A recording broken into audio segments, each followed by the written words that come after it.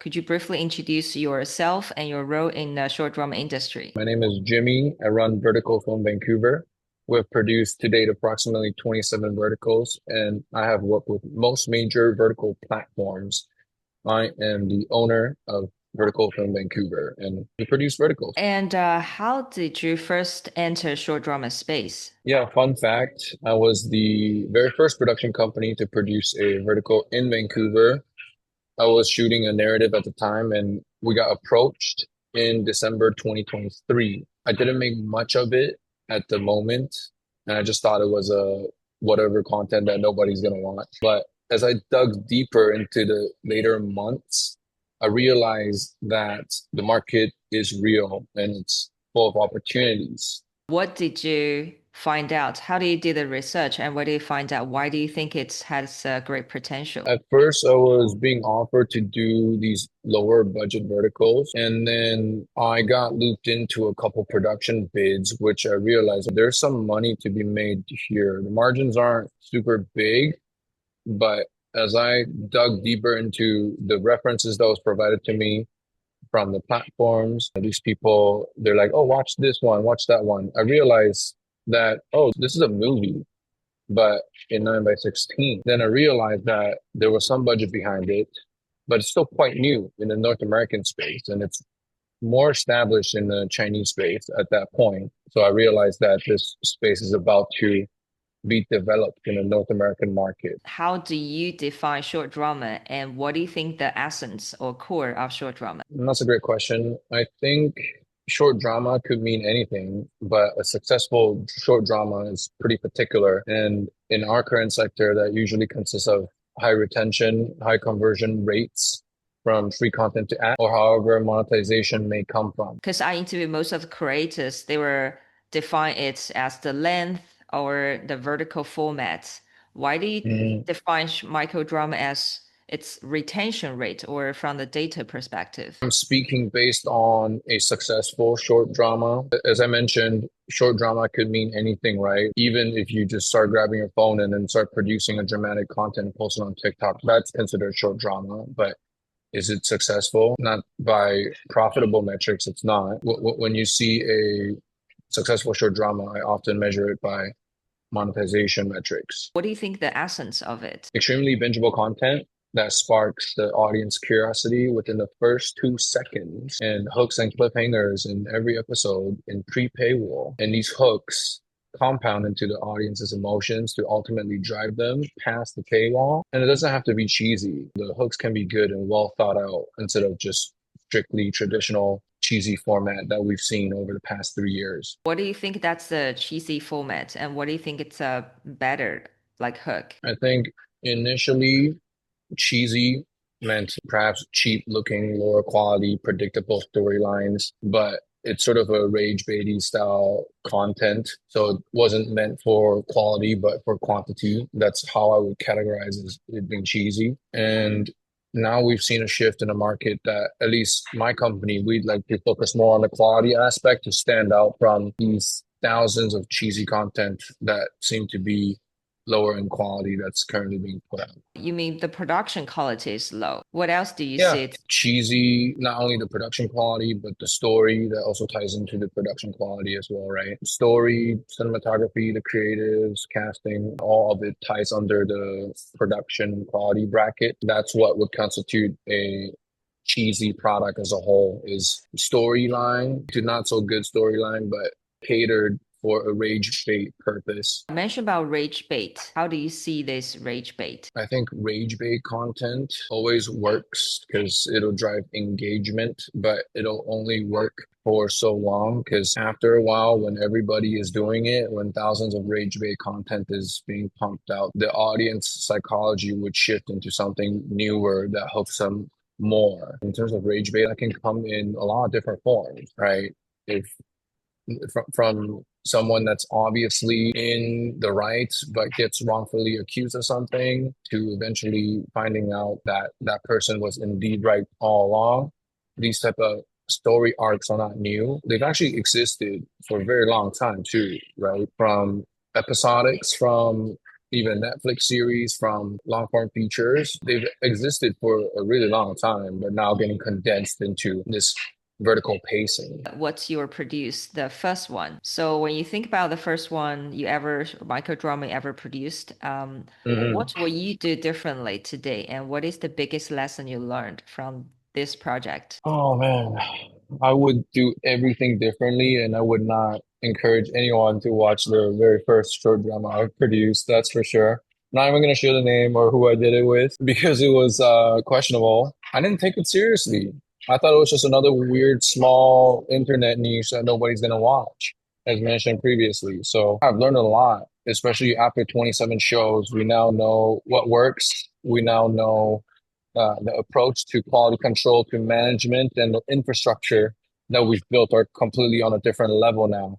We're treating it like a movie as opposed to when I first started out. So what's the biggest lesson you learned? Find good teammates and partners. This is going to take your project to the next level. Building a scalable and competitive infrastructure is also very important. To sum it up, just take it much more seriously and not treat it like just another short form project that nobody's going to watch because everybody's going to see it. We have produced shows and we have accumulated over hundreds of millions of views. Yeah, this is a space to not be neglected and really got to take it seriously. How do you choose, as a producer, how do you choose the right actor for a microdrama? One of the brutal honest truths here is that good looking people sell. They will always sell across the media sector. The leads will have to be good looking and marketable individuals. Now, with data, we're able to siphon out which types of looks work for what shows. So, for example, if a show is catered toward the male audience, we want the male audience to look relatable, not overly handsome individual. And if it's for a female audience, you want the male lead to look ripped, handsome, charismatic, and somebody that's extremely eye-catching, right? So each show calls for a different look. And having done approximately 27 shows now, we understand which shows calls for what type of profile. What kind of profile? Can you give me an example? Male shows, you can't have an overly unrelatable male lead, right? And then the female lead, you'd have to sort of cast somebody that needs of protection, but obviously she isn't weak and she is full of character and life and cute and all that stuff. That's what I would lean towards to a typical male show. And for a female audience, you just want the male lead to look extremely handsome. That's what would drive retention to at least the first couple episodes, right? So those are the two very blatant examples. How do you make sure the female lead and male lead have chemistry on screen? Pre-production process, you'd have to figure that out with chemistry reads and callbacks, right? So when you pair them two together and you go through a couple different pairs, you'll soon realize some pairs work better than the others. So that's typically how we would approach it. If you throw, I understand the vertical pacing is extremely fast and sometimes you don't get the time to do it, but some things you cannot skip and you should not skip, like the chemistry reads, for example. If you don't do that and you just take a chance at it and not having any sort of rehearsal times until, say, on a day of, which happens quite often in this niche, then you're effectively just putting two strangers in one room and you're telling them to form some sort of chemistry off the jump. And that's quite a risky bet. To combat that issue, you want sufficient pre-production structure to eliminate your risk there. Do you do the casting virtually, or let's say if you think this female lead and this male lead it might be a match, will you let them meet, do the Yeah, absolutely. I think at the preliminary casting level, it is done virtually. But once they get shortlisted, if they're available and they're local, then we get them together, right? It's always better in person to be able to see the chemistry and etc.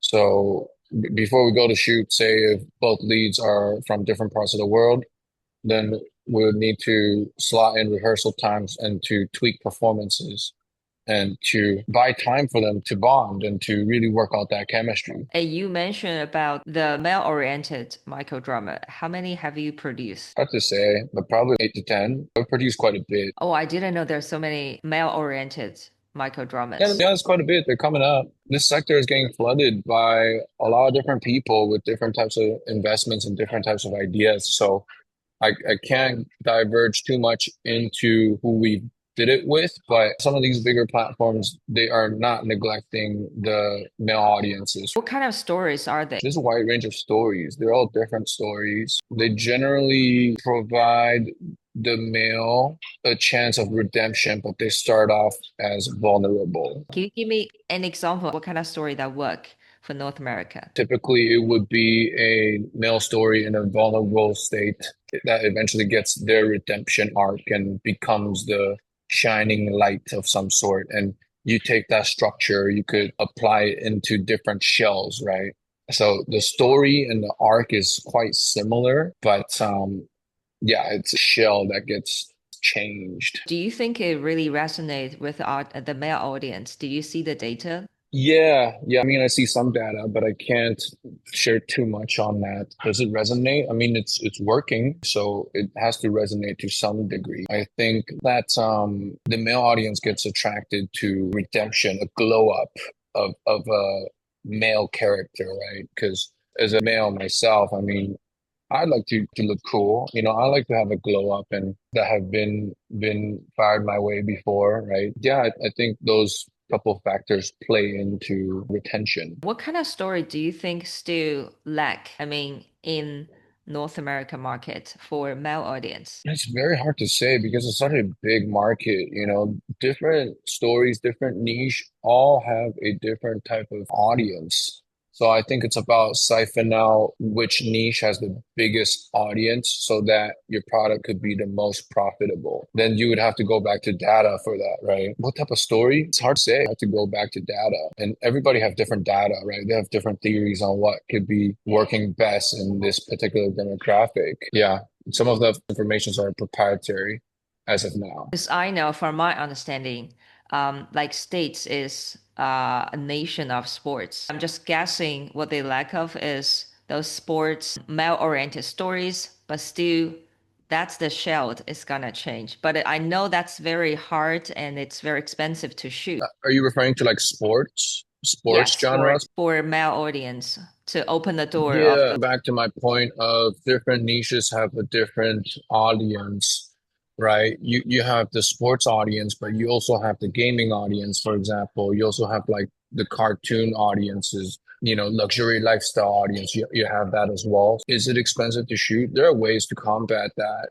It's pretty, you know, especially say take Canada for example. We have a lot of ice rinks over here, right? We have a lot of snow over here. So that budget itself out relatively. I think the truth of it is that there are multiple different type of niches that can all work. You know, there's for say military style shows. There's an appeal for sports, like you said. There's an appeal for a lot of different genres. yeah. Let's pause for a second. Imagine you're in a crowded marketplace. Vendors selling cakes, jewelries, all kinds of things. And you are one of the vendors trying to sell a story. What kind of story will you tell? And more importantly, how do you keep people stop listening and actually pay? That's the narrative logic of short drama. I explain this in my book, Short Drama Writing 101. Write what platforms want. It's available on Payhip, Amazon, and Google Playbooks. Now let's back to the video. Yeah, I agree with you. Right now in China, the AI motion comics is booming. It's target the young audience around 20 years old. So Mhm. how do you see AI generated microdramas? AI is developing and improving in a rapid manner. You know, it is growing so fast and it's so scary on how real it is. But I think it's inevitable that that niche will take market share from the current live action sector, and it probably is already doing so. Very exciting, 2008, where we went from film to digital, right? This is now a sector that we need to learn how to work with from, you know, live action to AI. It's not gonna get replaced entirely, I don't think, because at the end of the day, the market still reciprocates to something that's a little bit more relatable. Yeah, it's hard to predict where that's gonna go exactly, but if anything, I think the market once been AI saturated, it will ask for something that has a genuine and a more real life connection. And I know you have your own company, right, to produce originals, scripts, and microdramas. It's an opportunity. I mean, you take TikTok as an example. It came out in 2016, and by the time 2022, it became fourth largest social media app in the world. The cell phone users, they're not going to diminish. They're going to just continue to grow and grow. That's fact. So that tells me that this market is here to stay and is here to grow. This is why I decided to get into this sector because this market is growing and I want to be one of the earlier ones at it. When you produce those original microdramas, what themes you choose or topics? Why do you choose them? Well, there isn't a particular genre, although rom-coms are usually the winner. They've been very well reciprocated in the market. People love romance. That's what seems to sell across the board in horizontals and verticals. Depends on who I'm investing as well, what type of platform relationship I have. But I think in the end of the day, it's all about the trust within that collaboration when it comes to investments. That's how I would view it. When you do the production, how do you ensure production quality under tight schedules and lower budgets, comparatively lower budgets compared to films? That's a great question. Sort of trial and errors, we figured out a working format and we're continuing to narrow down what works and what doesn't, right? Based on that information, we can make the best decisions and preventing us from running into issues and whatnot. If you have to prioritize, what will you put your budget into first? That's a tricky question because I don't think there isn't a just a one size fit all kind of answer for this. I think each project calls for a different attention to a certain department, right? It's really based on that script and what the platform values. If we had the project that has been requested to prioritize on wardrobe because it's a private school type setting, then that's what we'll do, right? Versus some other projects, it's a bit more props oriented, where it's like a military operation and we need like a lot of weapons and like tanks and like a private jet, then that's type of script that would call for different types of focus. My prioritize will be actors and actress. If it's a romance genre, a limited budget, I make sure I have the best within the budget and they got chemistry. I mean, with casting, it's always a priority. It's funny because in the world of productions, everything is a priority. Sometimes you just get asked to put more emphasis on one particular subject matter, but in the end, there's also a casting quality control that we have to implement, right? It's say just because we get asked to emphasize on the props and the guns and stuff that we will not be focused on casting. I mean, we're simultaneously focused on all the departments, but putting an emphasis on one or the other as being requested. So yeah, definitely like casting is important, but not only is casting important, everything else is important too. When you do the casting, will you choose prefer working with established working vertical actors, or will you open to discovering new talents and why? Definitely open to working with newer talents, new faces. It'll bring different results. And there are always good people on the come up. So I'm not like shut off at all. And I'm not stuck up to like, oh, we can only work with like viral faces. Of course, it's always good to work with established professionals so that we have certain expectations going into it, but it's nothing that's not translatable and communicated to a newer face. But they at least shooting in films or TV, right? You definitely need some form of acting and on-screen training, otherwise it'll turn to a mess. But if you're taking, say, like a newer and not yet established actors, but have all the trainings in place versus a viral face that has done like 50 verticals. I mean, how we would consider them is simply do they fit the role or not? If they do, it doesn't really matter if they're new. If they fit It's the story and serves the story and serves a purpose to elevate the product, then that makes total sense to go with individual. Is there any difference when you choose an actor, they were from film and TV background or commercial background than from vertical background? Yes, I think we'd be able to sort of communicate what different framework we're working under in pre-production especially and how fast the hooks and emotions need to be functioning at. As long as you have this debrief in pre-production, I think it'll be quite a smooth transition process. Because in the end of the day, it's all acting. We just have a tighter turnaround to do it in, but not impossible as the market has already proven itself. But some say the microdrama performance are a big performance. Somebody said it's overacting. What's your take on that?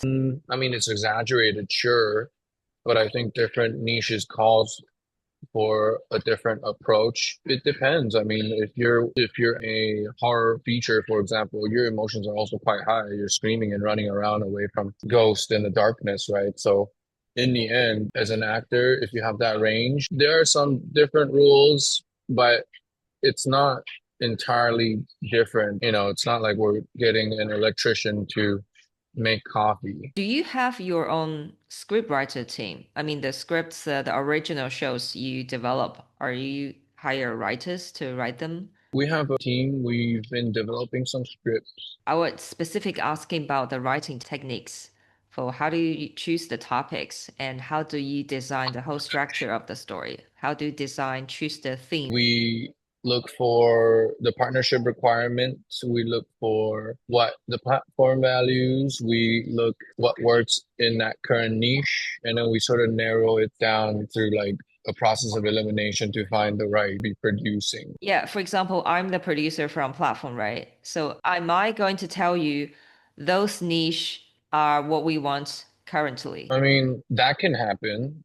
There are different forms of collaboration, and sometimes people come to us with several scripts already and say, "Hey, can you make us another variant of this? It's a same story, different shell." And some of them are a little bit more vague and looking for more guidance on, "Hey, we're looking for a story in this genre, but we don't have the story mapped out yet." So it's all individual, really is contingent on what the platform is looking for and where they're at with their product. Or they give you a brief idea, like just the genre or a brief idea. Both it happens both ways. I mean, we don't work only with one platform, right? We've worked with six or seven, maybe more than that. So everybody have their different requirements. And then you pitch the story to the platform and they agreed. And then what's the developing process? That's a good question.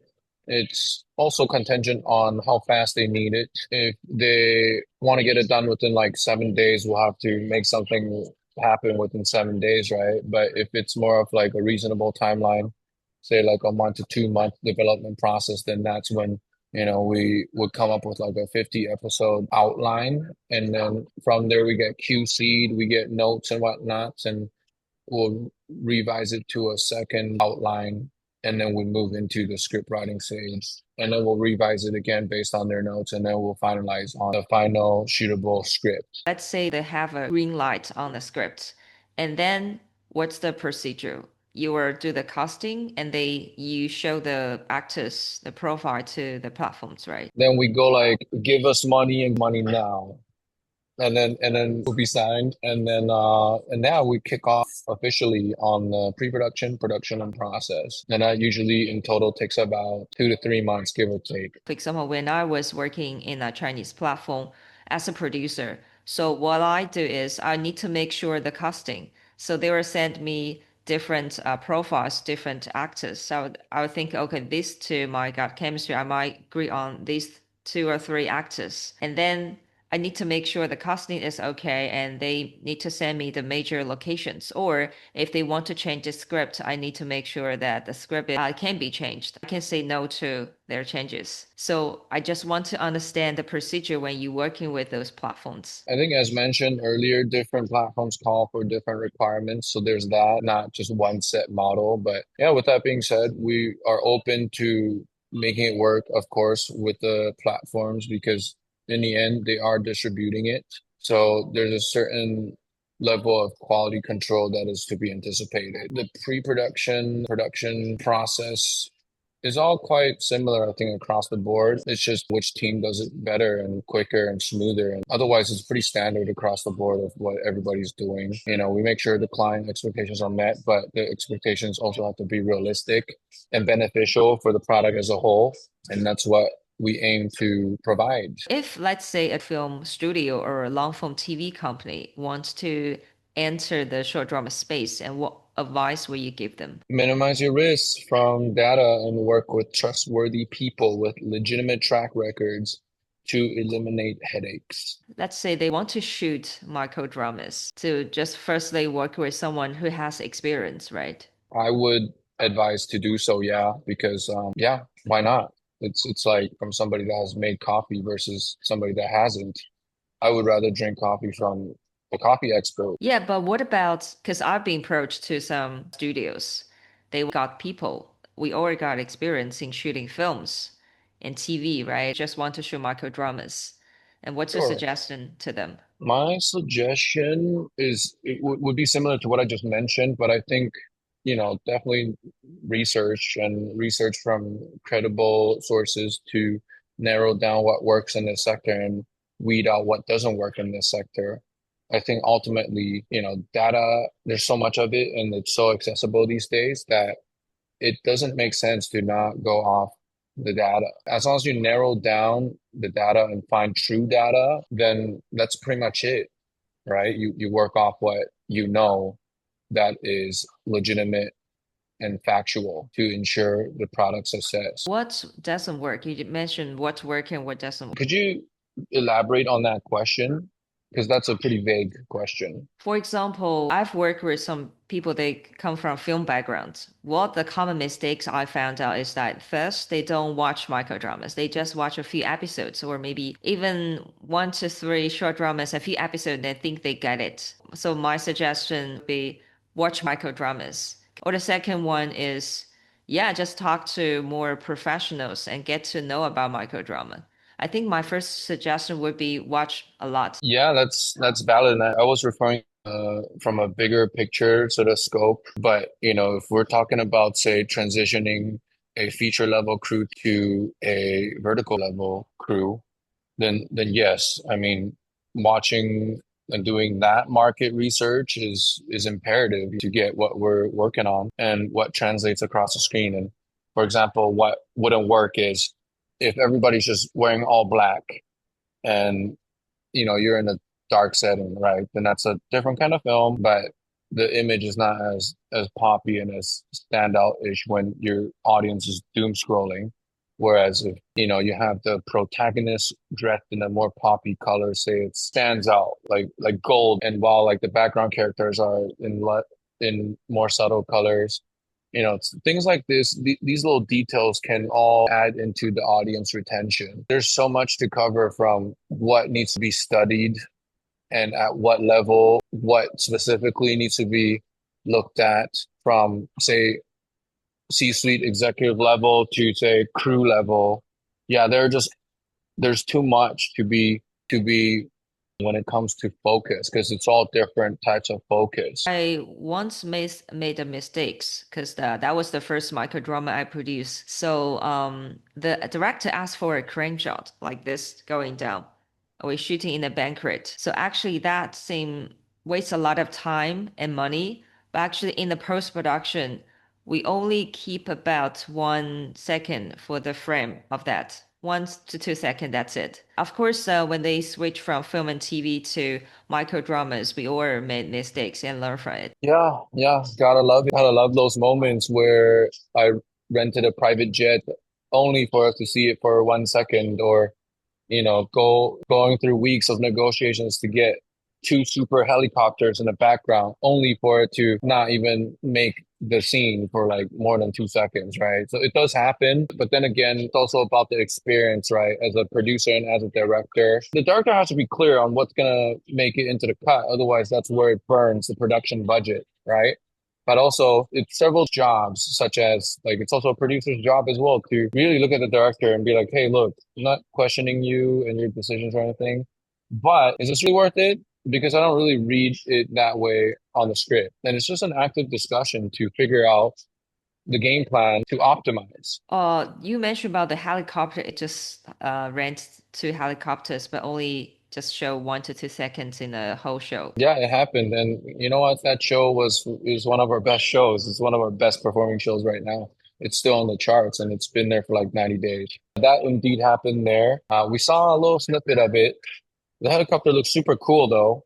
It was through a private connection, and we got lucky to get this like super helicopter. It's not even a regular one. It's like a really cool looking one that they do like snow rescue missions in. Yeah, no, it was only there for 2 seconds. So But yeah, is it necessary to rent this helicopter? Is it can be done by AI or some props? I think it could be done by AI, sure. That will require a different type of expertise and coordination. In the end, when you're on a project and managing like 30 to 40 people, including post-production, it is also about managing that pipeline and the ball from post-production to client notes to director's notes, and the ball kind of gets like kicked around in this triangle. So it's also navigating that timeline in an efficient way, right? So now when you add in another corner where the ball needs to get kicked to, which is the AI chat, then sometimes it makes sense, sometimes it doesn't. In this case, it was available. That's why we took that offer. Yeah, I mean, it ended up making into the cut for like 1 or 2 seconds. It was kind of out of my control because the client took post production on that one. But in the end, it still worked out, and we analyze and we optimize, and we don't really dwell on that. Is it really necessary? One could argue maybe it is because the show is doing really well. Yeah, but yeah, we just try to optimize going forward. What about post-production? How do you control the post-production quality? Once you've built out that post-production pipeline, when you're working together for like the seventh or eighth time, then these people you can rely on them. But say if it's like a first time post production team, then it requires more hands-on effort from the producers and being able to comment on the technicals in a professional way and being able to translate them into a vertical cut pacing via professional and articulate communication. I think all these factors would tie into training slash process. So in the end of the day, it's all about communication, and yeah, eventually you could get more hands off with it, but in the beginning, it's a quite hands-on process. Yeah, I agree. Because I made mistakes in post-production as well. If the post-production team is not very experienced in editing micro dramas, I found out I'm very exhausted communicating with them, telling very detailed, giving the instructions of how to add this music. You can stop here. Yeah, those kind of notes. Yeah, I've been on the same boat too. It was now we learned, and it doesn't happen ever again. How do you see the future of short dramas? There are a lot more North American efforts now in this sector, and these ultra giants like Fox and Disney and even Netflix, they're all eyeing and experimenting in this sector as well. So the future is about to get more competitive with more volume, but more quality in this sector, which means more genres, more studios, more service production, and I think it's all for the better because we are raising the bar.